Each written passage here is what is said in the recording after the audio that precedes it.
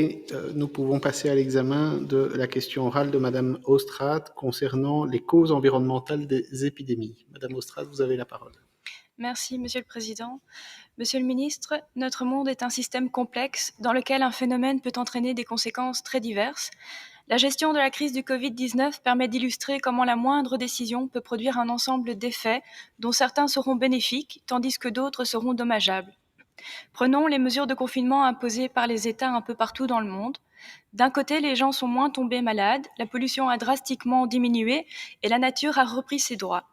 Mais d'un autre côté, l'activité économique en berne menace d'accentuer encore la pauvreté, les violences conjugales ont augmenté, comme la détresse psychologique.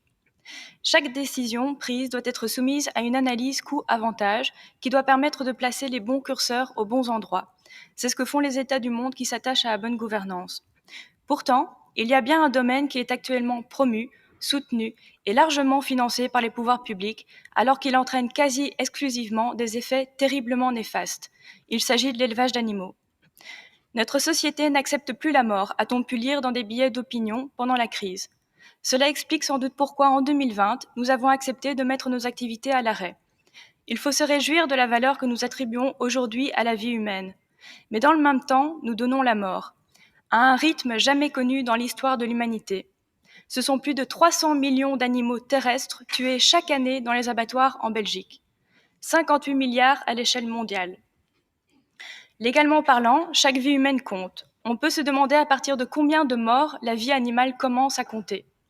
Apparemment, 58 milliards ne sont pas encore suffisants. Qu'est-ce qui justifie un tel gouffre dans notre considération morale, si ce n'est les stigmates d'un certain suprémacisme qui a poussé les hommes à commettre tant d'horreurs au cours de l'histoire? Ce n'est en tout cas pas la science. Il y a 150 ans, Darwin apportait déjà les preuves des profondes similitudes entre les humains et les autres animaux en termes de capacité et de comportement. En 2012, 13 des plus éminents neuroscientifiques dans le monde signaient ce qu'on appelle la Déclaration de Cambridge, qui conclut que les animaux non humains possèdent une conscience analogue à celle des animaux humains.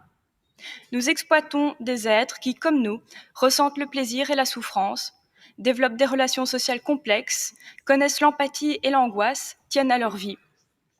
N'est-il pas frappant qu'en laboratoire, les chercheurs testent l'efficacité des antidépresseurs sur des souris avant de les rendre disponibles aux humains? Et pourtant, nous faisons subir les pires tortures à ces animaux dans le but de les manger. Mais c'est loin d'être la seule conséquence funeste de notre modèle alimentaire. 3 des plus grands périls auxquels l'humanité fait face sont majoritairement imputables à l'élevage d'animaux. Le réchauffement climatique, la résistance aux antibiotiques et les zoonoses. Ce dernier péril est celui qui nous apparaît le plus clairement aujourd'hui. Selon l'OMS, 75% des plus de 30 nouveaux pathogènes humains détectés ces dernières années sont d'origine animale, des zoonoses donc. L'impact mondial de l'élevage intensif dans l'apparition de ces pathogènes se manifeste à 2 endroits. D'un côté, la production de viande accapare de très vastes surfaces de terre pour nourrir les animaux. On parle de 83% des terres agricoles mondiales. Elle est donc un facteur majeur de déforestation, et on sait très bien que la destruction des écosystèmes provoquée par la déforestation favorise le développement de maladies infectieuses, puisqu'elle met les animaux sauvages directement en contact avec l'homme. De l'autre côté, la concentration extrême à laquelle sont soumis les animaux détenus dans les élevages industriels constitue depuis toujours une véritable poudrière en matière de zoonose. La promiscuité permet aux agents pathogènes de muter et de se transmettre facilement à l'ensemble du cheptel.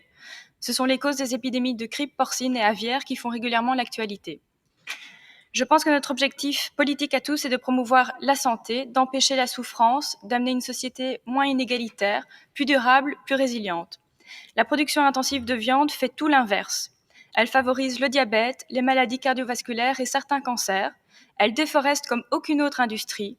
Elle façonne de nouvelles épidémies. Elle précipite le changement climatique et la 6e extinction de masse des espèces. Elle gaspille les ressources alimentaires et les surfaces de terre. Elle condamne des milliards d'animaux à une vie et une mort atroces. Et elle contribue à la famine dans les pays du tiers-monde. La crise du Covid-19 n'est pas un coup du sort, c'est le résultat de notre rapport aux animaux. Pour que le secteur de l'élevage reste dans ses limites écologiques, c'est-à-dire un modèle extensif et biologique, un institut de recherche de l'UCL a calculé que la production et la consommation de viande en Belgique devraient diminuer de 83%. Si elle souhaite montrer qu'elle a tiré les leçons de la crise sanitaire ainsi que de toutes les autres, il me semble que la région bruxelloise ne devrait pas viser un modèle moins ambitieux que celui-là. Ma question est donc la suivante. Compte tenu des risques de zoonose que cause l'élevage d'animaux et au regard de la crise sanitaire que nous traversons, la région bruxelloise a-t-elle entrepris une réflexion en vue de rehausser ses objectifs en matière de réduction de la consommation de viande? Je vous remercie. Merci Madame Ostrad.